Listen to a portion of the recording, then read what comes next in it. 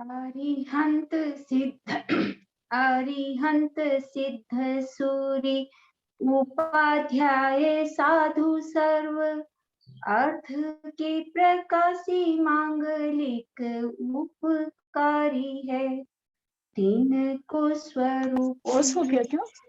रागते भई जो भक्ति काय को नवाए स्तुति को उचारी है।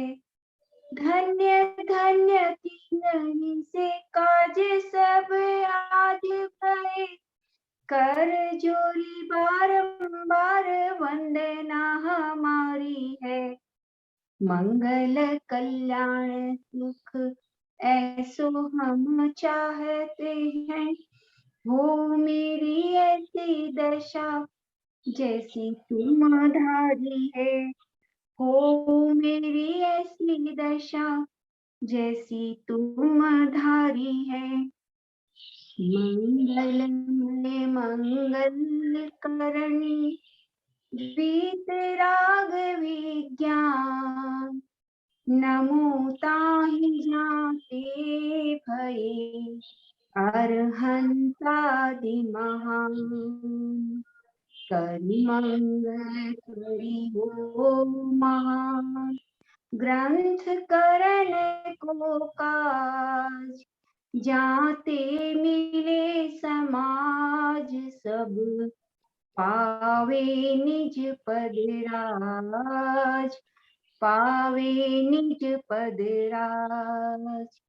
इस भव तरु का मूल एक जानहु मिथ्या भाव ताको करि निर्मूल अब करिए मोक्ष उपाय करिए मोक्ष उपाय।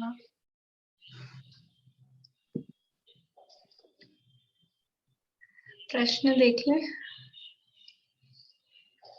क्वेश्चन नंबर 386 क्या पेज नंबर आएगा 256 और क्वेश्चन नंबर है 386। क्या शुद्धोपयोग का कारण है? स्पष्ट कीजिए।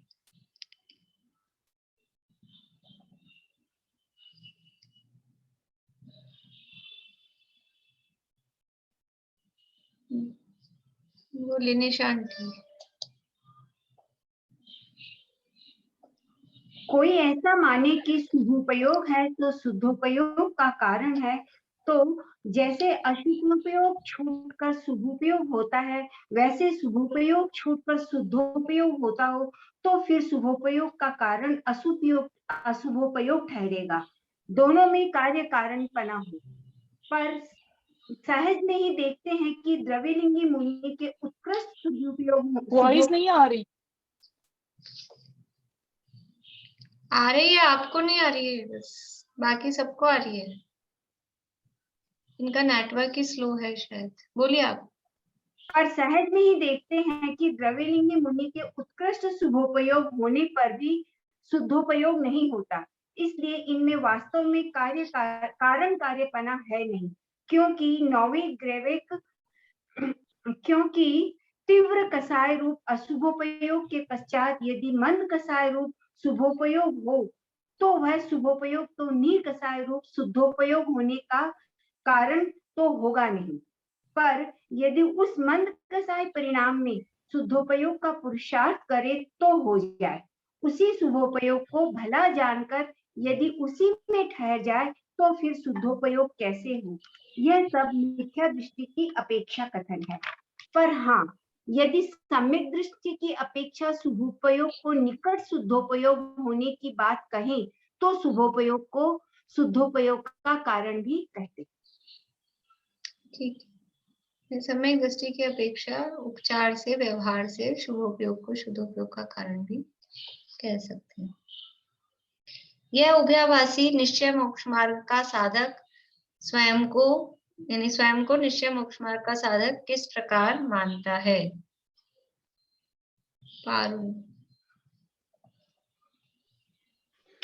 उभयभाषी अपने को शुद्ध सिद्ध समान रागादि रहित केवल ज्ञान आदि सहित अनुभवता है, ध्यान मुद्रा धारण करके विचार में लगता है। इस प्रकार से आत्मा को शुद्ध मानना सो सम्यक दर्शन हुआ मानता है, वैसे ही जानना सो सम्यक ज्ञान हुआ, और विचार में प्रवर्तन किया सो सम्यक चरित हुआ मानता है। इस प्रकार अपने को वह निश्चय रत्नत्रय हुआ मानता है। बहुत अच्छा, बहुत बढ़िया। नेक्स्ट है, उभयाभासी अपने को व्यवहार रत्नत्रय हुआ किस प्रकार मानता है? बोलिए विनीता आंटी।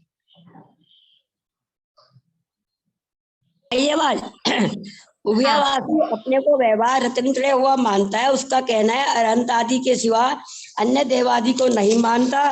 जैन शास्त्र आदि अनुसार जीवादि के भेद सीख लिए हैं, उन्हीं को मानता हूँ, औरों को नहीं मानता। यह तो सम्यक दर्शन हुआ। तथा जैन शास्त्रों के अभ्यास के में बहुत प्रवर्तता है, सो सम्यक ज्ञान हुआ। तथा व्रतादि रूप क्रियाओं में प्रवर्तता है, सो सम्यक चारित्र हुआ। इस प्रकार अपने को व्यवहार रत्नत्रय हुआ मानता है। बढ़िया। उसके निश्चय व्यवहार मोक्ष मार्ग क्यों नहीं हुआ? प्रीति। उभयभाषी जीव को निश्चय मोक्ष मार्ग नहीं है, क्योंकि वह प्रत्यक्ष में अशुद्धता होते हुए भी आत्मा को वर्तमान में ही शुद्ध मानता, जानता और विचारता है। यह तो भ्रम है। और उसके व्यवहार मोक्ष मार्ग भी नहीं है, क्योंकि व्यवहार तो उपचार का नाम है, और उपचार भी तभी कहलाता है जब वह निश्चय के साथ हो। इसलिए जब निश्चय रत्नत्रय सध जाए और व्यवहार रत्नत्रय के कारण भी उसी तरह सद है, तो व्यवहारपना संभव हो। लेकिन जब इसे निश्चय रत्नत्रय की ही पहचान नहीं है, तो व्यवहार रत्नत्रय कैसे साधेगा? आज्ञा अनुसार ही देखा देखी साधन करता है। इसलिए उभयभाषी जीव को निश्चय और व्यवहार मोक्ष मार्ग नहीं है। बढ़िया। भाभी मैंने एक और लिखा है। हाँ, इसमें एक पॉइंट और लिखा है कि उभयभाषी व्यवहार और निश्चय दो प्रकार का रत्नत्रय मानता है, पर रत्नत्रय तो एक ही है। हाँ ठीक है, वो भी कि रत्नत्रय वो मोक्ष मार्ग तो एक ही है और उसको दोनों ही तरह से नहीं हुआ है। उभयाभास का क्या फल होता है? पूर्णिमा आंटी।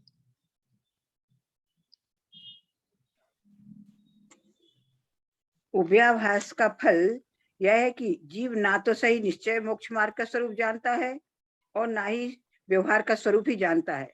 निश्चयाभास के कारण स्वच्छंद होकर अपने को सिद्ध समान पर्याय में मानता है। क्षौप्सम रूप ज्ञान होने पर केवल ज्ञान वर्तमान पर्याय में मान रहा है। ऐसी उसकी और भी गलत मान्यताएं हैं, इसलिए उसका निश्चयाभास संबंधी गलत मान्यता हुई। और व्यवहाराभास भी इसी प्रकार व्रतादि क्रियाओं में धर्म मानना, द्रव्य की क्रियाओं का कर्ता बनना, जीवों को बचाता हूँ, परासित बुद्धि में पुण्य कार्यों में कर्तापना मानना, इस तरह अनेक व्यवहार संबंधी भी गलत मान्यताएं होने से इसको सही मोक्ष मार्ग की प्राप्ति नहीं होती है। सही वस्तु स्वरूप की प्राप्ति नहीं होने से संसार में भटकना ही होता रहता है उसका। लास्ट का पॉइंट तो मतलब ठीक है वो, लेकिन उसका फल क्या हुआ? मतलब पहले आपने मान्यताएं ही बता दी उसकी, उसका हाँ, फल क्या है? सॉरी, मतलब सही मोक्ष मार्ग प्राप्त नहीं हुआ उसको, संसार में भटकेगा। वो बात तो ठीक है, लेकिन अगर वो निश्चयाभास की अधिकता है तो क्या होगा? विला भाभी बोलिए। वो अंतिम प्रवेश तक जा सकता है, तो इसका ये हो सकता है मैक्सिमम। ये उभयाभास का फल है। और नीचे जाए तो सुनीता आंटी बोलिए। अशुभ रूप प्रवृत्ति के कारण वह कुगति वगैरह में गमन कर सकता है, परंतु संसार का ही भोक्ता बना रहता है। सच्चा मोक्ष मार्ग नहीं जानने से सिद्ध पद की प्राप्ति नहीं हो सकती। वो सभी अधूरा अधूरा सा बोल रहे हैं। पूरा बोलना है क्या शुरू से? बोलिए पारुल, बताइए। उभयभाषी जीव निश्चयभास और निश्चयभास को मानता जानता है, परंतु व्यवहार साधनों को भी भला जानता है। इसलिए स्वच्छंद होकर अशुभ नहीं प्रवर्तता है। व्रतादि शुभोपयोग रूप होने से वो नवे ग्रेवियर तक जा सकता है, परंतु यदि निश्चयभास प्रबलता से अशुभ रूप प्रवृत्ति हो जाए, निश्चयभास की प्रबलता से अशुभ रूप प्रवृत्ति हो जाए तो कुगतियों में भी गमन होता है, परिणाम के अनुसार फल मिलता है, इसलिए वह संसार का ही भोगता रहता है, उसको सच्चा मोक्ष मार्ग प्राप्त नहीं होता। हाँ, यानी उभयाभास का फल क्या है कि उभयाभास में यदि व्यवहाराभास की अधिकता है, क्योंकि उसमें दोनों है, तो व्यवहाराभास की अधिकता से नवेक रेवक तक भी जा सकता है, लेकिन निश्चयाभास की अधिकता हो जाए तो कुगति में भी गमन हो सकता है। लेकिन यदि कुगति में गया तो दिख ही रहा है संसार में, पर अगर नवेक रेवक तक भी गया तो भी रहा तो संसार में ही। उभयाभास का फल, कंक्लूजन में फल यही है कि संसार में ही परिभ्रमण है, लेकिन थोड़ा उसमें वो अधिकता करके बतानी थी। व्यवहाराभास की अधिकता है तो स्वर्ग में जा सकता है, निश्चयाभास की अधिकता है तो नरक आदि में भी जा सकता है। ठीक, अभी अपना यहाँ प्रकरण चल रहा है, ये उभयाभासी तक का पूरा हो गया है। अब सम्यक सन्मुख मिथ्या दृष्टि, यहाँ मोक्ष मार्ग प्रकाशक 7वां अधिकार है, और इस 7वें अधिकार में जैन मिथ्या दृष्टियों का निरूपण है। अभी तक 4थे अधिकार से लेके 7वें अधिकार तक मिथ्या दृष्टियों का ही निरूपण कर रहे हैं। 4थे अधिकार में अग्रहित मिथ्यात्व का निरूपण किया, और 5वें और 6ठे अधिकार में ग्रहित मिथ्या दृष्टियों का। 5वें में तो अन्य मतियों का, और 6ठे में जो जैनों में जो स्वाध्याय वगैरह नहीं करते हैं और उनमें जो ग्रहित मिथ्यात्व रहता है, अन्य मतों जैसे ही है वो भी, उनका वर्णन किया। अब यहाँ 7वें अधिकार में शुरू में ही कहा, कल भी हमने बात की थी, कि अब जो जीव जैन है, जिन आज्ञा को मानते हैं, उनके भी मिथ्यात्व रहता है। जैन है यानी अभी तो अपने बच्चों की बालबोध की इसमें जैन की परिभाषा दी है कि जो जिनका भक्त सो जैन, जिन इंद्र आज्ञा को माने वो जैन। लेकिन पुरानी जो लघु सिद्धांत प्रवेशिका वगैरह है उसमें जैन की परिभाषा दी है सम्यक दृष्टि, कि जो आत्मा को जानता पहचानता है। जिन भगवान की आज्ञा का पालन करने वाले का मतलब क्या है कि जो अपने आप को स्वरूप का श्रद्धान जिसको है वो जैन। तो मतलब उस परिभाषा के हिसाब से तो जैन ही सम्यक दृष्टि होते हैं। लेकिन यहाँ तो जो जैन है मतलब नामधारी जैन है, और अकेले नामधारी जैन ही नहीं है, शास्त्र स्वाध्याय वगैरह भी करते हैं, जिन आज्ञा को मानते हैं, मतलब स्वाध्याय वगैरह करते हैं, सच्चे देवशास्त्र गुरु को ही मानते हैं, कुगुरु कुदेव कुधर्म आदि को नहीं मानते हैं, फिर भी मिथ्या दृष्टि है, फिर भी मिथ्यात्व रहता है। तो वो 3 प्रकार के मिथ्यात्व की बात की, एक निश्चयाभास, एक व्यवहाराभास, एक उभयाभास। निश्चय नय का स्वरूप सही नहीं समझा, व्यवहार नय का स्वरूप सही नहीं समझा, और किसी एक पक्ष की अधिकता हो गई तो ये आभास खड़े हुए, और दोनों ही नयों का स्वरूप नहीं समझा और दोनों को ही गलत तरह से ग्रहण योग्य माना, अंगीकार करने योग्य माना, तो उभयाभास खड़ा हुआ। अब यहाँ भी मिथ्या दृष्टियों की बात कर रहे हैं 4थे प्रकार की, लेकिन ये मिथ्या दृष्टि कुछ अलग है। यानी इस पूरे अधिकार में क्या बताना चाह रहे हैं पंडित जी साहब कि हम कहाँ खड़े हैं, हम किस जगह पर हैं, हमें अपनी पोजीशन पता लग जाए। निश्चयाभास में है क्या, व्यवहाराभास में है क्या, उभयाभास में है क्या, और इन तीनों में नहीं है तो भी 4थी स्थिति बता रहे हैं सम्यक सन्मुख, उसमें है क्या, हम कहाँ खड़े हैं। क्योंकि हम जैसे ऐसे होता है ना, कभी किसी के घर जाए, अपन पहली बार जा रहे हैं, कोई नई लोकेशन है और अपन रास्ता भूल जाए, भटक जाए, तो अपन को पहले ये बताना पड़ेगा, अपन उसको फोन करते हैं, हम कैसे आए आपके घर, तो वो पूछेगा आप कहाँ खड़े हो, आप जिस जगह खड़े हो उसके हिसाब से वो बताएगा ना कि आप लेफ्ट में आओ कि राइट में आओ कि सीधे जाओ कि उल्टे चलो, उस हिसाब से बताना पड़ेगा। तो ये अधिकार भी 4 प्रकार की मिथ्या दृष्टियों का वर्णन करके ये चेक करना है कि हम कहाँ खड़े हैं, हमारी पोजीशन किस जगह है। तो यहाँ पर अब सम्यक सन्मुख मिथ्या दृष्टियों का वर्णन यहाँ पंडित जी साहब ने शुरू किया है। तो 2 बातें हैं कि सम्यक सन्मुखता का अर्थ क्या, और सम्यक सन्मुखता की आवश्यकता क्या। सम्यक सन्मुख का मतलब क्या है, सम्यक के सन्मुख का अर्थ क्या, किसे कहेंगे सम्यक के सन्मुख, बोलिए निशांति। जो जीव करण लब्धि में पहुंच गया है और अगले ही अंतर्मुहूर्त में वो सम्यक तो प्राप्त कर लेगा। हाँ, मतलब कि सम्यक के यहाँ तो मतलब वही है करण लब्धि वाला, लेकिन सम्यक्त का सन्मुख मतलब जो सम्यक्त के सामने खड़ा है। जैसे अपन ऐसा बोलते हैं ना, दिशा बदल गई, दिशा बदल गई तो वो जिस तरफ दिशा है वो उस तरफ है। हम जैसे कई बार मैं उदाहरण देती हूँ, रोड एक ही है दिल्ली और जयपुर की, लेकिन यदि हमारा मुंह दिल्ली की तरफ है तो हम क्या बोलेंगे, हम दिल्ली रोड पे, हम दिल्ली जा रहे हैं। और यदि हमारा मुंह, हम खड़े तो दिल्ली में लेकिन मुंह इधर है जयपुर की तरफ, तो क्या बोलेंगे, हम तो जयपुर, जयपुर रोड है।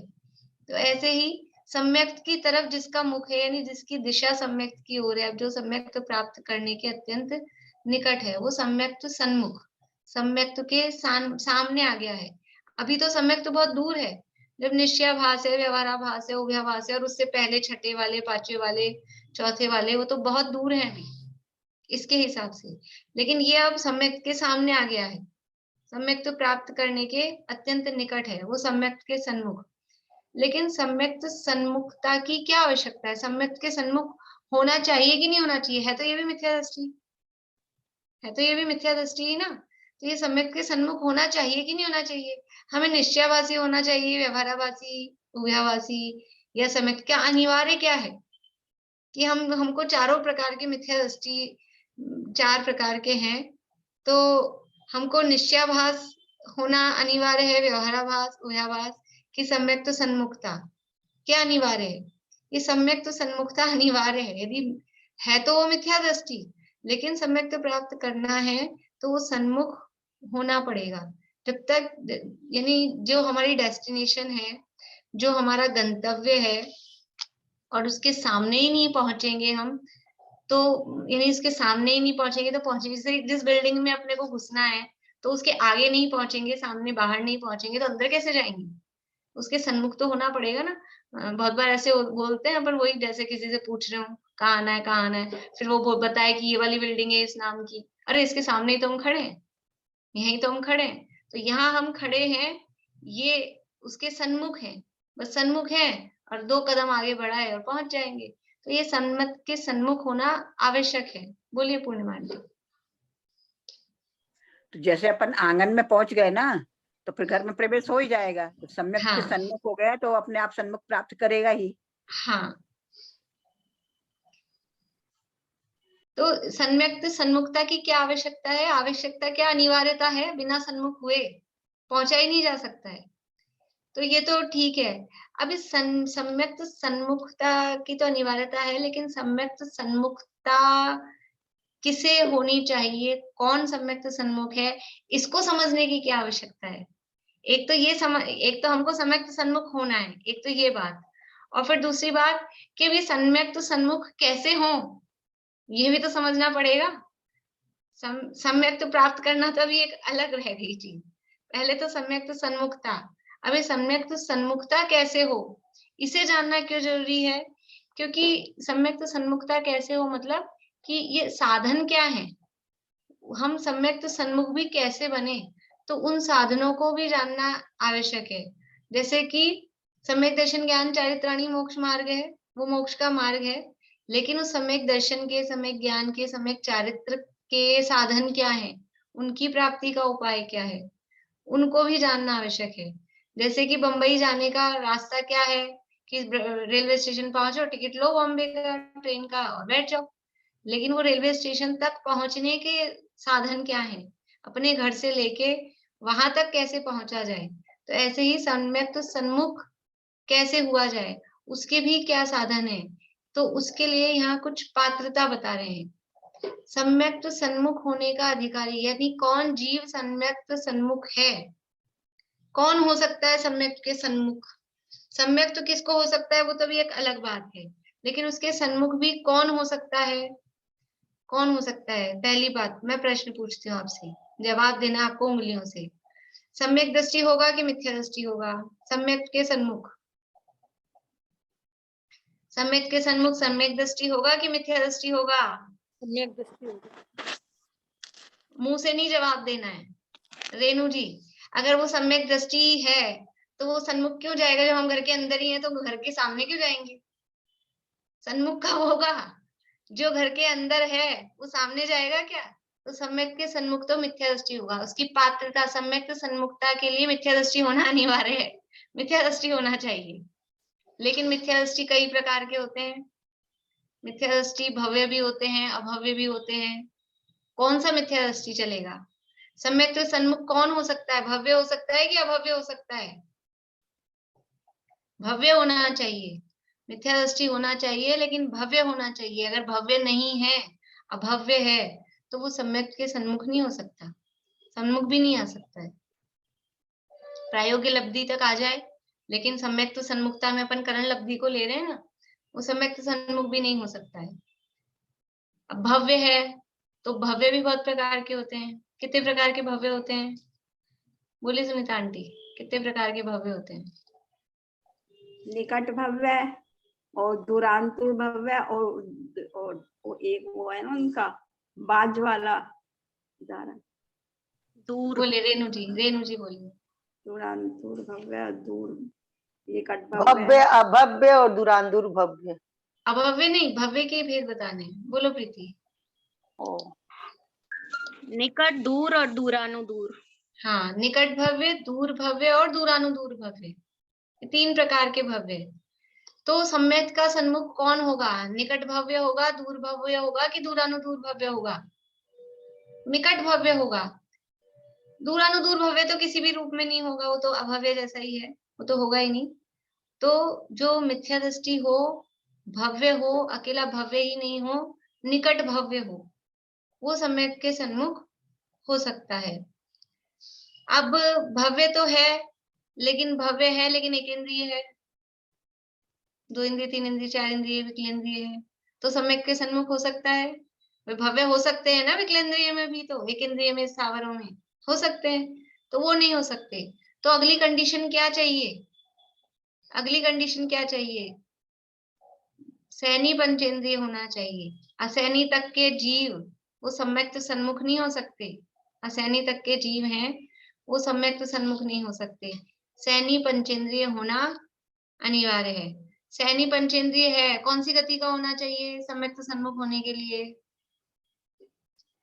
कौन सी गति का होना चाहिए? चारों ही गति में से कोई सी भी गति का हो, उससे कोई फर्क नहीं पड़ता, लेकिन सैनी पंचेंद्रिय होना चाहिए। अब सैनी पंचेंद्रिय चारों गतियों में है, अपन मनुष्यों की बात करें तो सम्यक तो सन्मुख कौन होगा? विषय भोगों में लीन है, ग्रहित मिथ्यात्व में लिप्त है, कषायों में लिप्त है, वो हो सकता है? वो नहीं हो सकता है।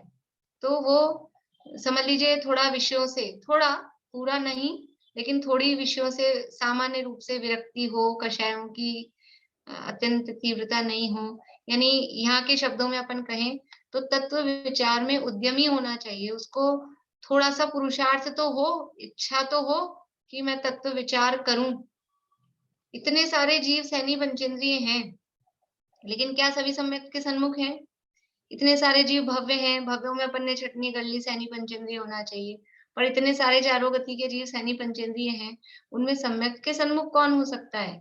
कि जो तत्व विचार के लिए पुरुषार्थी हो, तत्व विचार करने के लिए उद्यमी हो, उसका थोड़ा रुचि तो हो अंदर से कि मैं करूं, वो सम्यक सन्मुख हो सकता है। ऐसे ही नहीं कि कोई भी है और सम्यक के सन्मुख हो जाएगा। तो ये सारी चीजें, यानी इतनी सारी बातें तो पहले सम्यक सन्मुखता की पात्रता के लिए चाहिए। सम्यक की पात्रता के लिए भी बहुत सारी इसी तरह की कंडीशंस कहते हैं, लेकिन सम्यक के सन्मुख होने के लिए भी ये सारी, और जो अंतिम पात्रता है यानी वो सबसे इम्पोर्टेंट है, क्या? तत्व विचार में उद्यमी होना चाहिए। तो ये सम्यक के सन्मुखता की क्या आवश्यकता है, क्यों सम्यक के सन्मुख हो, और कौन सम्यक के सन्मुख हो सकता है, ये बात अपन ने देखी। अब यहाँ देखिए पेज नंबर है अपना 257। कोई मंद कषायादि का कारण पाकर, अभी कोई मंद कषायादि का कारण पाकर, कल भी अपन ने चर्चा की थी, इसी बारे में की थी। मंद कषायादि का कारण पाकर मतलब किस तरह की मंद कषाय? कषाय की मंदता का मतलब है शुभ भाव। अभी शुभ भाव कई टाइप के हो सकते हैं। भूखे को खाना खिलाना, कबूतर को दाना चुगाना, चीनी को चींटी को डाल देना, ये बहुत प्रकार के शुभ भाव होते हैं, प्यासे को पानी पिला देना ये भी शुभ भाव है। तो ये जो मंद कषाय हो रही है, जो आगे कह रहे हैं ना कि ज्ञानावर्णादि कर्मों का क्षेपक्षम हुआ जिससे तत्व विचार करने की शक्ति हुई, ये काम कौन सी मंद कषाय से होगा? तो यदि ग्रहित मिथ्यात्व में पड़ा है, कुदेव कुगुरु कुधर्म के संयोग में है, तो उसके ऐसी मंद कषाय नहीं हो सकती।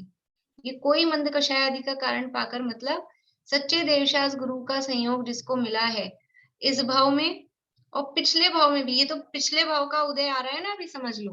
मंद कषाय आदि का कारण पाकर पूर्वबद्ध का, पिछले भाव मतलब पूर्वबद्ध किसी कर्म का उदय, तो पूर्वबद्ध कौन सा शुभ भाव होगा? वो शुभ भाव होगा सच्चे देवशास गुरु के प्रति अनुराग का, भक्ति का, पूजा पाठ, दया दान व्रत आदि का। ये जो है ना, भूखे को खाना खिलाना, प्यासे को पानी पिलाना, ये जो शुभ भाव है, ये तो हल्की क्वालिटी के शुभ भाव हैं। उनसे ऐसा पुण्य नहीं बनता है कि ऐसी मंद कषाय हो जाए कि हमको तत्व विचार का उद्यम हो, बुद्धि हो, उससे नहीं होता है। ये कोई इस तरह के देवशास गुरु के संयोग से, उनके निमित्त से, उनके संयोग में जो शुभ भाव होता है, उससे ऐसा पुण्य का बंध होता है, जिससे ये ऐसी कषाय मंद होती हैं कि तत्व विचार करने का पुरुषार्थ हो सके। ये काम अभी कर्म के उदयाधीन है। तत्व विचार करना ये जीव का खुद का पुरुषार्थ है, लेकिन ये जो कषाय की मंदता हो रही है, इसमें तो कर्म का निमित्त है ना, वो समझ लीजिए निमित्त की तरफ से कहें तो वो कर्माधीन चीज है। उसमें कर्म की अपने को अपेक्षा है कि वो कर्म मोह मंद हुआ है, ज्ञानावर्णादि कर्मों का क्षेपक्षम हुआ है, उनका उदय बलवान नहीं है, तो वो कर्म वाली पोजीशन है। तो वो ऐसा कर्म का मंदता भी कब होगी कि वो इस तरह का पुण्य हो जो देवशास गुरु के सानिध्य में जो पुण्य बंधता है, वो ऐसा सातिशय पुण्य होता है, उसके निमित्त से इस तरह के संयोग या इस तरह की कषाय की मंदता आदि हमको प्राप्त होती है। ये जो है ना कोई मंद, ये इसके लिए अपन ने देखिए पेज नंबर पीछे पढ़ा था, दूसरा है या तीसरा अधिकार, चौथा नहीं तीसरा अधिकार है। तीसरे अधिकार में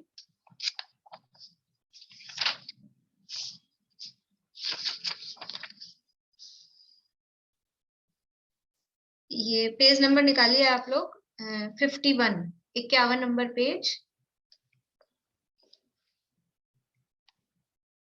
और लास्ट, बिल्कुल लास्ट की लाइन है। तथा संगी पंचेंद्री कदाचित तत्व निश्चय करने का उपाय विचारे।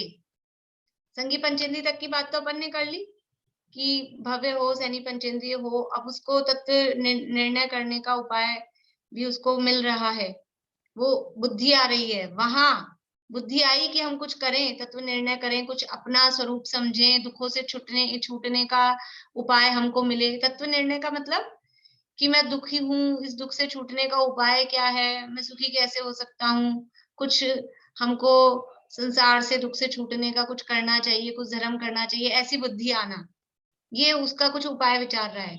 वहां क्या हुआ, अभाग्य से कुदेव कुगुरु कुशास्त्र का निमित्त मिल गया। अब रुचि तो आई ऐसी, लेकिन कौन मिल गए बीच में ही कि ये कुगुरु कुदेव कुशास्त्र इनका निमित्त बन गया, तो अतत्व श्रद्धान पुष्ट हो जाता है। यानी इसके लिए महापुण्य का उदय चाहिए। एक तो अपने को रुचि आई, और रुचि आने के बाद में ये सच्चे देवशास गुरु का सच्चा रास्ता बताने वाले मिल जाएं। इच्छा तो हुई कहीं जाने की, लेकिन जिससे रास्ता पूछा उसने मार्ग भटका दिया, गलत रास्ता बता दिया, तो क्या हुआ, ये गए। तो यहाँ ये मतलब अतत्व शब्दान पुष्ट हो जाता है। इसलिए, और फिर आगे देखिए अगले पेज पे 52 पेज पे, कदाचित सुदेव सुगुरु सुशास्त्र का निमित्त बन जाए, तो वहां उनके निश्चय उपदेश का तो श्रद्धान नहीं करता, और व्यवहार श्रद्धान से अतत्व श्रद्धानी ही रहता है। सच्चे देवशास गुरु का भी निमित्त बन गया, तो भी वो कह क्या रहे हैं, उनका अभिप्राय क्या है, ये जो आभास खड़े हो गए कि किस तरह से उन्होंने किस बात को किस अर्थ में कहा था। सच्चे उपदेश का श्रद्धानी नहीं होता है, और व्यवहार श्रद्धान से उसी में अटका रहता है। तो ये मतलब ये महान पुण्य का उदय जो दुर्लभता में भी बताते हैं, बोधि दुर्लभता में भी, और यहाँ पर भी ये कोई मंद कषाय आदि का कारण पाकर, यानी ये कोई महान पुण्य के उदय से ऐसा, ये वाला, ये जो आगे बता रहे हैं, ये जो हमको प्राप्त हुआ है, ये कोई महान पुण्य के उदय से मंद कषाय आदि का कारण, कारण कह रहे हैं मतलब कुछ पूर्व पुण्य का उदय ऐसा है। क्या हुआ? ज्ञानावरणादि कर्मों का क्षेपक्षम हुआ। पीडीएफ शेयर करूं क्या? बुक्स नहीं है क्या कुछ लोगों के पास? 1 मिनट वेट करिए।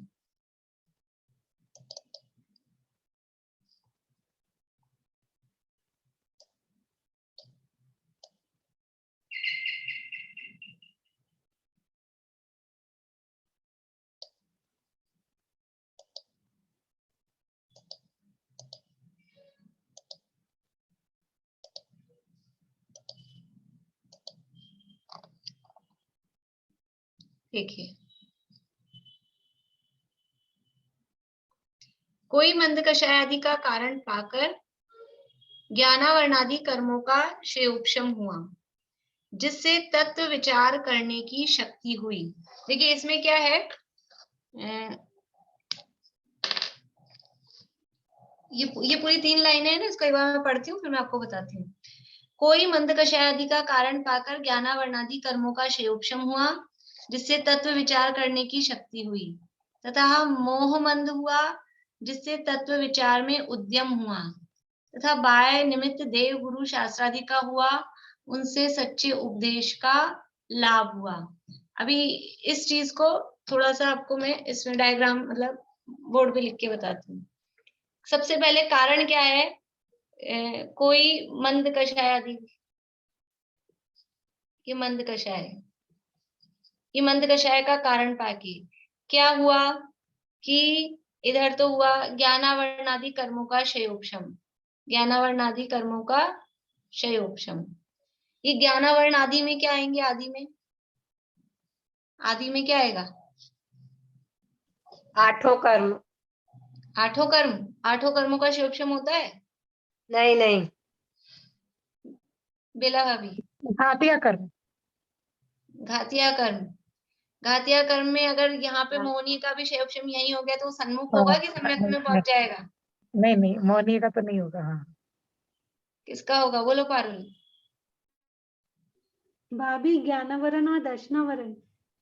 ज्ञानावरण और दर्शनावरण और अंतराय का भी साथ में, तीनों का, ये तीनों का साथ में चलता है। तो ये ज्ञानावरण आदि कर्मों का क्षयोपशम मतलब ज्ञानावरण, दर्शनावरण और अंतराय 3 लेने। अघातिया में तो क्षयोपशम होता नहीं है, अघातिया का तो या तो उदय है या फिर क्षय है, 2 ही स्थितियां हैं उसमें। ठीक है, तो कोई ये मंद कषाय आदि का कारण पाकर एक काम क्या हुआ? पहला काम ज्ञानावरण आदि कर्मों का क्षयोपशम हुआ। ये अपने पास में ये एक स्थिति है, ये अपना ये स्थिति है मंद कषाय, और इससे परिस्थिति क्या बन गई है? ज्ञानावरण आदि कर्मों का क्षयोपशम हो गया है। और अब इसका फल क्या हुआ है? इस ज्ञानावरण आदि कर्मों के क्षयोपशम से तत्व विचार करने की शक्ति हुई। ये जीव के मन में मतलब ये भाव हुआ ना, ये मन की स्थिति हो गई, ये पोजीशन थी, उससे ये परिस्थिति अपनी बनी, ज्ञानावरण आदि कर्मों का क्षयोपशम हुआ, ये मंद कषाय का कारण आया, ये निमित्त हुआ, इससे ज्ञानावरण आदि कर्मों का क्षयोपशम हुआ, और उस क्षयोपशम से फल क्या हुआ कि तत्व विचार करने की शक्ति मिली, ये हुआ। फिर दूसरा काम क्या हुआ? तथा मोह मंद हुआ। ये मोह को अलग से ले लिया, ये ज्ञानावरण आदि में 3 ले लिए, और ये मोह मंद हुआ, इसमें मोहनीय कर्म। समझ में आ रही है बात? ज्ञानावरण, दर्शनावरण, अंतराय, इन 3 का तो हुआ क्षयोपशम, जिससे तत्व विचार करने की ये शक्ति कह रहे हैं ना, शक्ति कह रहे हैं, तो अंतराय का क्षयोपशम आएगा कि नहीं आएगा? शक्ति कह रहे हैं तो अंतराय का क्षयोपशम तो साथ में काम करेगा ही, ज्ञान के साथ में अंतराय का क्षयोपशम, दर्शन के, क्योंकि जानने के लिए, देखने के लिए भी तो शक्ति चाहिए, तो ये क्षयोपशम अंतराय का तो साथ में चलेगा ही। ज्ञानावरण आदि कर्मों के क्षयोपशम से तत्व विचार की शक्ति हुई। मोह मंद हुआ, मोह मंद से क्या हुआ? उससे क्या हुआ फल कि तत्व विचार में उद्यम हुआ, ये तत्व विचार में उद्यम, इसका फल ये हो गया कि तत्व विचार में उद्यम हुआ।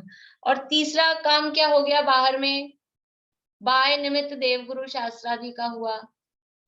समझ लो ये अघातिया कर्मों का काम संयोग मिले ना बाहर के, तो ये उस आधार से ये देवशास्त्र गुरु का संयोग हुआ।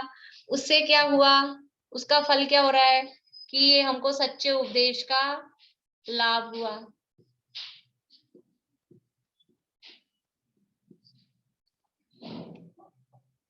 यानी काम एक हुआ है, मंद कषाय, ये है ना, ये मंद कषाय का कारण, ये तीनों में लग रहा है। मंद कषाय आदि का कारण पाकर ज्ञानावरण आदि कर्मों का क्षयोक्षम हुआ, मंद कषाय आदि का कारण पाकर मोह मंद हुआ, और मंद कषाय आदि का कारण पाने से ही ये देवशास्त्र गुरु का संयोग हुआ। मंद कषाय आदि कारण का मतलब है पूर्व पुण्य का उदय। पूर्व में मंद कषाय कुछ की थी, और वो किस टाइप की मंद कषाय कि वो देवशास्त्र गुरु के निमित्त से या उनके सानिध्य में जो कषाय की मंदता हुई वो मंद कषाय। तब ये काम होते हैं कि तत्व विचार की शक्ति मिली है, तत्व विचार में उद्यम हुआ, और फिर सामने आगे उससे सच्चे उपदेश का लाभ हुआ। और ये भी क्रम, तत्व विचार की शक्ति होगी तभी तो उद्यम कर पाएगा, शक्ति नहीं होगी तो उद्यम कहाँ से करेगा। तो तत्व विचार की शक्ति होगी तो ये उद्यम कर पाएगा, और ये उद्यम कर रहा है, प्रयास कर रहा है, तो इसको ये सच्चे उपदेश का लाभ भी मिल गया, सच्चे उपदेश का लाभ भी मिल गया।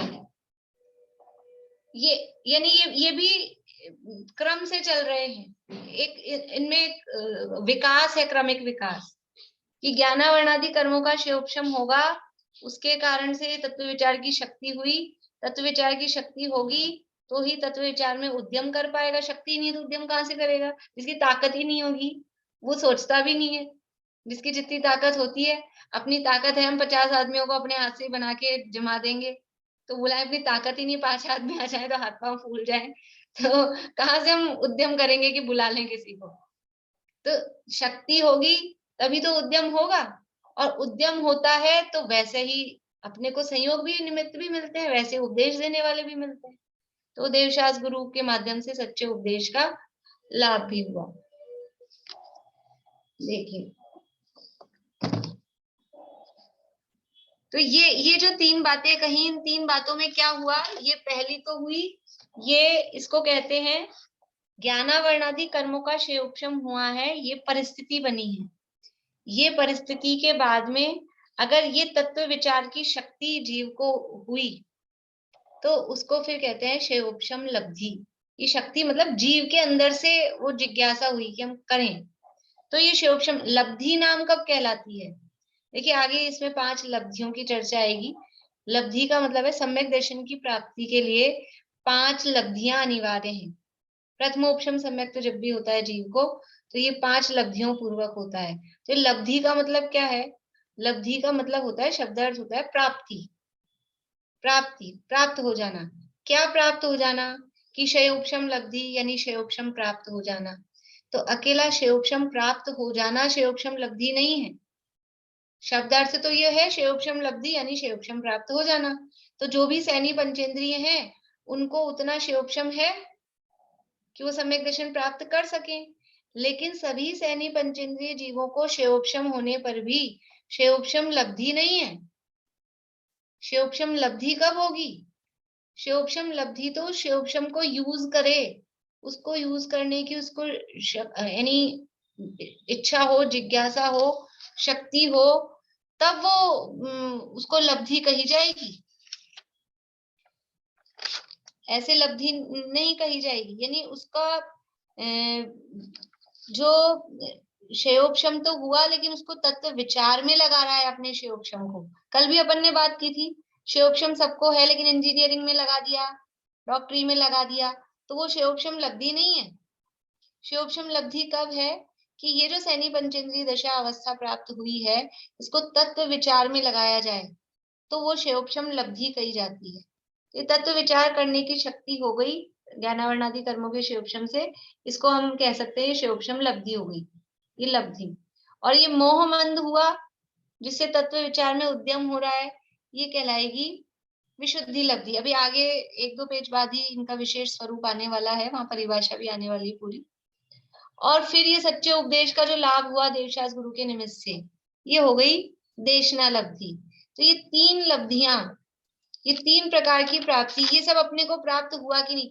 पहली बात अभी शुरू में कहा है कि यहाँ पंडित जी साहब का क्या इच्छा है, क्या बताना चाह रहे हैं इस पूरे अधिकार में, कि हम कहाँ खड़े हैं ये चेक करना है।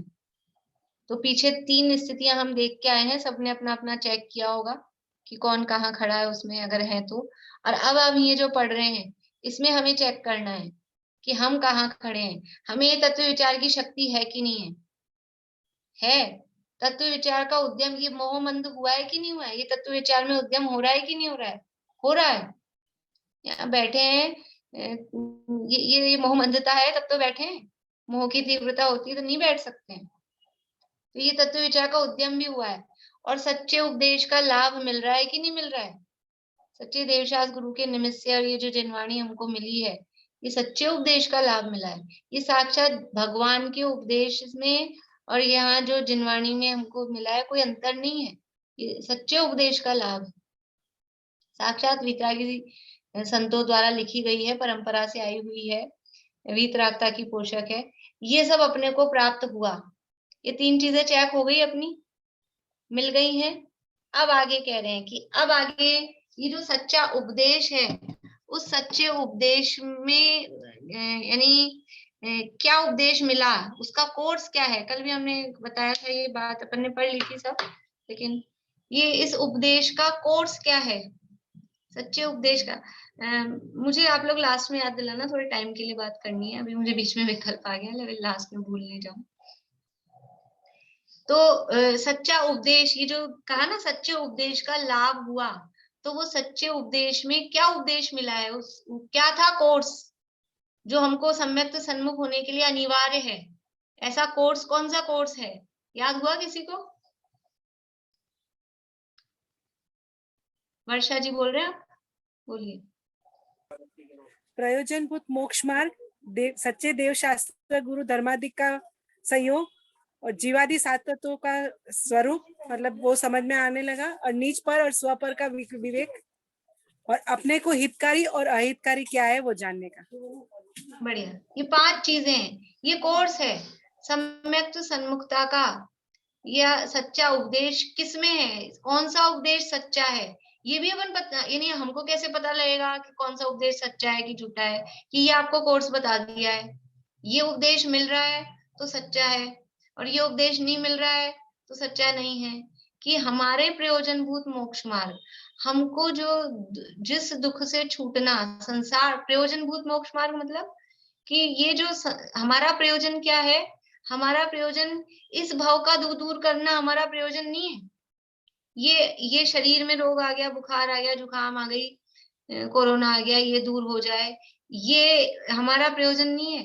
किसी ने जेल में बंद कर रखा है तो उस जेल से छूटना, वो हमारा प्रयोजन नहीं है। हमारा प्रयोजन क्या है, कहाँ से मुक्ति चाहिए, कि ये संसार के जन्म मरण का चक्र, इसी से छूटना है, कर्मों के बंधन से, समस्त अकेले पाप के बंध से छूटना है, ये हमारा प्रयोजन है। ये पुण्य पाप समस्त प्रकार के कर्मों से के बंध से छूटना, वो हमारा प्रयोजन है। तो जो प्रयोजनभूत मोक्ष मार्ग है, तो ऐसे मुक्ति का जो मार्ग है वो क्या है, कि संसार से छूटने का उपाय, मुक्ति का मार्ग, ये सम्यक दर्शन ज्ञान चारित्राणी मोक्ष मार्ग है। तो ऐसे सम्यक दर्शन ज्ञान चारित्र का मोक्ष मार्ग का जहाँ उपदेश हो, ऐसा वो हमको समझना है, ये प्रयोजनभूत मोक्ष मार्ग। फिर देव गुरु धर्मादिक, सच्चे देवशास्त्र गुरु का निर्णय होना, ये क्यों अनिवार्य, देखो इसकी अनिवार्यता क्या है, हमको मोक्ष मार्ग को जानना क्यों जरूरी है, और हमको समझ लीजिए कि ये देवशास्त्र गुरु को जानना क्यों जरूरी है, कि मोक्ष मार्ग को नहीं जानेंगे तो हमको जाना जहाँ है उसका रास्ता ही नहीं पता लगेगा, तो फिर पहुंचेंगे कैसे। मोक्ष मार्ग को जानना जरूरी है कि नहीं, मोक्ष में पहुंचना है तो उसका रास्ता क्या है, और उसका रास्ता सम्यक दर्शन ज्ञान चारित्र है, वो मोक्ष मार्ग कहलाता है, उसको जानना चाहिए। ठीक है, सम्यक दर्शन ज्ञान चारित्राणी मोक्ष मार्ग है, तो मोक्ष मार्ग को जाने, देवशास्त्र गुरु को जानना क्यों जरूरी है, देवशास्त्र गुरु को जानना क्यों जरूरी है, बोलो पारुल। भाभी क्योंकि वही तो हमें बताएंगे, वही तो हाँ, रास्ता को रास्ता चलाएंगे। बताएगा कौन? हमको रास्ता तो पता लग गया कि रास्ता है, नाम तो पता लग गया रास्ते का, लेकिन वो रास्ता है क्या, वो रास्ता बताएगा कौन? तो वो रास्ता बताने वाले मार्गदर्शक, पथ प्रदर्शक, मोक्ष मार्ग प्रकाशक, मोक्ष के मार्ग का प्रकाश। कौन सा ग्रंथ मोक्ष मार्ग प्रकाशक है? ये सारे ही जिनवाणी मोक्ष की मार्ग की ही प्रकाशक हैं, और सारे ही गुरु वो भी मोक्ष के मार्ग के प्रकाशक हैं, सब मोक्ष मार्ग प्रकाशक हैं। तो जो देव हैं, जो जिनकी वाणी खिरती है, वो भी मोक्ष मार्ग प्रकाशक है।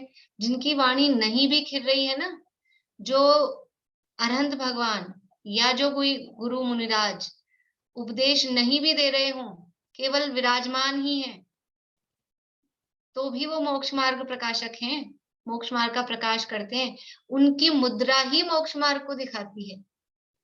उनकी मुद्रा से ही, बिना उपदेश के, बिन उपदेश और स्वयं तर जाते हैं, उनकी मुद्रा से ही मोक्ष मार्ग प्रकट होता है। ऐसा है, मूक उपदेश होता है। तो इसलिए देव गुरु शास्त्र का निर्णय, देव गुरु धर्म का निर्णय वो अनिवार्य है। तो प्रयोजनभूत मोक्ष मार्ग का, देव गुरु धर्मादि का, और फिर जीवादि 7 तत्वों का। 7 तत्वों का ज्ञान करना क्यों अनिवार्य है? 7 तत्वों का ज्ञान करना क्यों अनिवार्य है? क्योंकि सम्यक दर्शन ज्ञान चारित्राणि मोक्ष मार्ग बता रहे हैं आप लोग? कोई बोलिए वर्षा जी। अपने लिए क्या उपादेय है, क्या है, क्या मतलब छोड़ने योग्य है वो भी पता चले, और क्या ग्रहण करने योग्य है वो पता चले, इसलिए। हाँ, बढ़िया। यानी क्योंकि वो मोक्ष मार्ग जो है सम्यक दर्शन ज्ञान चारित्र, तो सम्यक दर्शन की प्राप्ति कैसे होती है? कि वो तत्वार श्रद्धानम सम्यक दर्शनम है। तो जो मोक्ष महल की प्रथम सीढ़ी है, उसकी प्राप्ति कैसे होगी? कि जब तक 7 तत्वों को नहीं जानेंगे तो सम्यक दर्शन कैसे होगा? इसलिए ये जीवादि 7 तत्व ये प्रयोजन भूत हैं। क्यों प्रयोजन भूत हैं? क्योंकि इन्हें जाने बिना हमारा दुख दूर नहीं हो सकता है और हम सुखी नहीं हो सकते हैं। इन 7 को जाने बिना, जीव अजीव आश्रव बंध संवर निद्रा मोक्ष, इन 7 तत्वों को जाने बिना कभी भी किसी भी जीव का दुख दूर नहीं हो सकता है, वो सुखी नहीं हो सकता है। कोई भी जीव हो, आज तक जो भी जीव दुख दूर करके सुखी हुए हैं, वो इन 7 तत्वों के श्रद्धान पूर्वक ही हुए हैं। कि क्या बात करते हो, शेर को तो सम्यक दर्शन हो गया, उसको नाम आते थे क्या? हाथी को हो गया, मेंढक को हो जाता है, शिवभूति मुनिराज को हो गया, मोक्ष चले गए।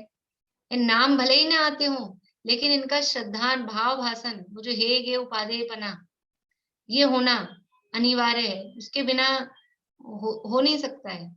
इसलिए इन 7 तत्वों को जानना, हमारे मैं कौन हूँ, ये मेरे साथ में जो है ये कौन है, मेरे को दुख के कारण क्या है, मेरे लिए सुख के कारण क्या है, मुझे जाना कहाँ है, यही तो है 7 तत्व। और क्या है इसके अलावा? 7 तत्व क्या है? तो इनके श्रद्धान के बिना वो दुख दूर हो नहीं सकता है, दुख दूर करने का उपाय प्राप्त नहीं हो सकता है। इसलिए जीवादि तत्वों का, फिर निज पर का। 7 तत्व जान लिए, फिर इन निज पर को क्यों जानना है? कि 7 तत्वों में से मैं कौन हूँ और पर कौन है, ये तो जानना प्रयोजन भूत था।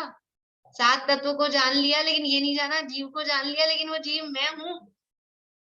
ये जब तक मैं पना नहीं आएगा, तब तक तो वो सब चल रही किसी की बात, जैसे किसी और को किसी और से भिन्न बताता है। पीछे अपन ने पढ़ा था जीव अजीव तत्व संबंधी भूल में, नाम सीख लिए, भेद प्रभेद सीख लिए, जीवों के गुणस्थान मार्ग स्थान आदि सीख लिए, और भेद विज्ञान की बातें ऐसे करता है किसी और को किसी और से। यह जीव संसार में भटक रहा है, यह जीव दुख उठा रहा है। कौन जीव? कि होगा कोई जीव कि मैं जीव हूँ। तो जब तक मैं और परी अपना परायापन नहीं भाषित होता है ना, तब तक तो घर में भी, घर गृहस्थी में भी, जब तक, जैसे मान लो उदाहरण है, 2 हो या 4 हो, देवरानी जेठानी साथ में रहती हो, तो उतना अपनापन नहीं होता। ऐसे कॉमन का काम है, करा तो करा ही, मेरी तो कहीं गंदगी हो रही है, कहीं कुछ हो रहा है, कोई चीज खराब हो रही है, तो मेरे अकेले का ही थोड़ी ना काम है। तो वहां उतना अपनापन नहीं होता है। और जब बंटवारा हो गया, अब ये अपना, फिर कैसा अपनापन आता है कि तो अपना है, एक एक चीज का ख्याल, और ऐसे फिर सजाते संवारते हैं अपने हाथ से। तो ये 7 तत्व को जान लिए, लेकिन अभी उसमें मैं कौन हूं ये समझ में नहीं आ रहा। तो निज पर का है ना, निज पर का ज्ञान होना, स्वपर का भेद विज्ञान होना। 7 तत्व को जानने के बाद में भी जो द्रव्य पक्ष है, भाव पक्ष है, द्रव्य आश्रव, भाव आश्रव, द्रव्य बंध, भाव बंध, उसमें भी तो वो भेद विज्ञान हो रहा है ना, कि जो द्रव्य पक्ष है ये सब कर्मों का नाटक है, जो भाव पक्ष है ये मेरा भाव है, जो कुछ होना है वो कहाँ होना है, प्रयास होना है वो किस जगह होना है। कर्म में हमारी नहीं चलेगी, अपने चलेगी तो कहाँ चलेगी, कि अपने में ही चलेगी। तो ये निज पर का ज्ञान होना भी आवश्यक है। और फिर निज पर का ज्ञान होने के साथ साथ में इसमें से मुझे हितकारी और अहितकारी 7 तत्वों में से मैं क्या हूं, पर क्या है, और फिर इसमें से मुझे हितकारी क्या है और अहितकारी। देखो, निज पर का ज्ञान हो गया 7 तत्वों में, तो जो भाव पक्ष वाले थे, आश्रव बंध संवरण निर्जर मोक्ष, वो मेरे हैं, ये अपन ने कर लिया। तो सबको रखना, भाव आश्रव भाव बंध ये रखने योग्य है, ये भी अपने लिए हितकारी है नहीं। निज पर का ज्ञान होने के बाद में भी अपने को हितकारी क्या है, अहितकारी क्या है, उसमें और छटनी करना। जब तक छटनी नहीं करेंगे, जैसे घर में चाहे साफ सफाई करते हो तो पहले मोटा मोटा एक बार हटा देते हैं, फिर उसमें से देखते हैं, या कहीं बाजार में जाओ ना, मतलब बड़ी शॉपिंग मतलब शादी ब्याह की खरीदारी अपने को करनी हो, लड़की की शादी हो, 5-10 साड़ियां एक साथ खरीदनी है अपने को, तो क्या करते हैं अपन, पहले पसंद कर करके, वो दुकानदार भी बोलता है पहले आप सेलेक्ट कर लो, जो भी जम रही है थोड़ी बहुत भी सेलेक्ट कर लो। तो हम 20 साड़ियां निकाल लेते हैं एक तरफ, ये कर लो, ये कर लो, ये कर लो, फिर क्या करते हैं, फिर उसमें से छटनी करते हैं, फिर उसमें से 10 आउट कर देते हैं। ये समझ लो, ये जो कोई गेम्स होते हैं उसमें पहले इतने सारे ऑडिशंस होते हैं, फिर उसमें सेलेक्ट करते हैं, फिर सेमीफाइनल, फिर फाइनल, इस तरह से क्वार्टर फाइनल, ये राउंड लगा होते हैं ना, वैसे ही। तो यहाँ पर भी मोक्ष मार्ग को जानना है, फिर मोक्ष मार्ग के लिए, क्योंकि वो निमित्त भूत देव शास्त्र है, उनको जानना है, फिर 7 तत्व को जानना है, फिर 7 तत्व में भी स्वपर को, और स्वपर में भी अब अपने लिए हितकारी भाव कौन से हैं, अहितकारी, यद्यपि ये भाव मेरे ही हैं, हितकारी अहितकारी के साथ में भाव शब्द दिया है, ये मेरे ही हैं। मोह राग द्वेष के भाव ये निज है कि नहीं है? अगर अपने नहीं मानेगा तो स्वच्छंदता आएगी, दूर करने का उपाय कहाँ से करेगा? तो वो निज के कैटेगरी में तो आएंगे, अपने हैं लेकिन हितकारी हैं कि अहितकारी हैं, वो छटनी भी उसमें करनी पड़ेगी। तो ये सारा निर्णय, ये कोर्स है, सम्यक तो सन्मुखता का कोर्स है। इतनी बातें सीखना, ये इन बातों को समझना, या जो उपदेश मिल रहा है वो इसके संबंध में मिल रहा है कि नहीं मिल रहा है, ये खाली सास बहू के किस्से चल रहे हैं उपदेश के नाम पे, ये हमको निर्णय करना पड़ेगा कि उपदेश मिल रहा है तो क्या उपदेश खाली कहानियों के माध्यम से भी उपदेश ये मिल रहा है कि नहीं मिल रहा है? और वो देने वाला तो दे रहा है, हम खाली कहानियां ही ग्रहण कर रहे हैं कि उपदेश ले रहे हैं? हम क्या कर रहे हैं, देने वाला तो उपदेश दे रहा है, तो कहानियों के माध्यम से दे रहा है, उपदेश क्या ग्रहण करना। मोक्ष मार्ग का, सच्चे देवशास गुरु का, जीवादि 7 तत्वों का, उसमें आपा पर का, निज पर का, स्वपर का, और अपने को हितकारी अहितकारी भावों का, इन सब ये उपदेश मिला। इत्यादि के उपदेश से सावधान होकर, अभी भी अपन आज भी यहीं तक पहुंचे हैं, कल भी यहीं तक पहुंचे थे, आगे का पढ़ तो लिया था, लेकिन फिर समय तो अपना हो गया है, कल आगे बढ़ेंगे, कोई बात नहीं। ये तो ऐसा है ना कि हो सकता है कल वापस ऊपर से चालू कर लूं मैं, कुछ और विचार आ जाए तो। घबराते तो नहीं ना आप लोग कि कल भी पढ़ा था आज भी पढ़ लिया? वैसे तो समझ गए होंगे। कार्य भी तो यही करना है ना, आगे बढ़ के क्या करेंगे। वैसे मेरी स्टाइल तो सब समझ गए होंगे कि बार बार मैं पीछे चली जाती है लेकिन कुछ नई बात होती है और कुछ इम्पोर्टेंट बात होती है और कुछ और उसमें से अपने को चिंतन करने को मिलता है। आज बहुत अच्छा समझाया, बहुत जरूरी था। तो इतना अच्छे से समझा देते हैं कि एकदम दिमाग में बैठ जाता है। तो अब आगे आगे अभी वास्तव में अब सम्यक्त सन्मुख जीव को भाव कैसे आते हैं, ये जो अब अगली लाइन आने वाली है ना, ये सम्यक्त सन्मुख जो है उसको भाव कैसे आते हैं, सम्यक्त सन्मुख कौन है, उसकी पात्रता क्या है, उसके विचार कैसे होते हैं। यानी अपने को ऐसा लगता है ना, कोई सक्सेसफुल लोग हों, कोई बड़े उस पे, तो वो क्या सोचते होंगे, अपने को लगता है अमिताभ बच्चन क्या सोचता होगा, कि नरेंद्र मोदी क्या सोचता होगा, कि और कोई बड़े व्यक्ति अपने दिमाग में जो भी होते हो वो क्या सोचते होंगे, कैसे चलते होंगे। तो ये सम्यक्त सन्मुख जो है उसको विचार कैसे आते होंगे, ये उस ऐसे विचार ये यहाँ बता रहे हैं। कल अपन इसको आगे बढ़ाएंगे, अभी यही पूरा करते हैं। टाइम के लिए थोड़ा पूछना था, टाइम सुटेबल है या आगे करना है? आगे करना है, 7 बजे करें? हाँ तो 7 बजे का कर ले, कल से दिक्कत तो नहीं है किसी को? नहीं, कल से 7 बजे का टाइम रख लेते हैं, मैं डाल दूंगी मैसेज। 7 से 7:45, 7:45 पे फिर पूरा करेंगे ही, फिर वो शांति जी वैसे आपके 8 बजे से चालू हो जाती है। चलिए, जितवाणी स्तुति ये शेयर कर रही हूँ मैं।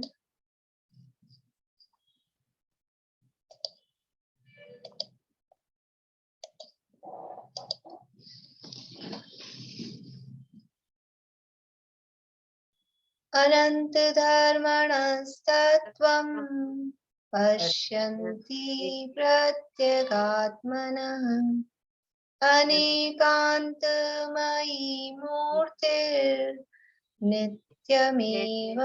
प्रकाशिताम् देखे पर से भिन्न अगणित गुणमय आत्मा अनेकांतमय मूर्ति सदा प्रकाशित ही रहे।